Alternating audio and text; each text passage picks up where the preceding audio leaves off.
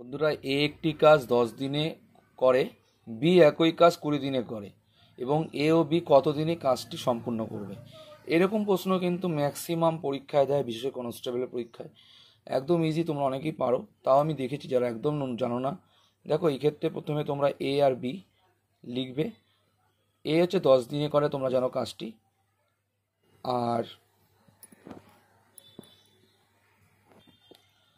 আর B করবে, দেখতে পাচ্ছ কত দিনে, একই কাজ 20 দিনে করে।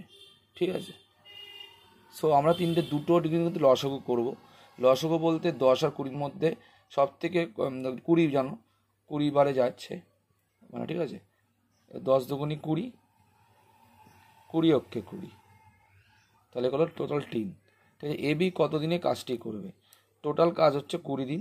আমরা জানি এ আর বি কত, 2 এবং 1, মানে 2 এবং 1কে যোগ করলে 3 হয়।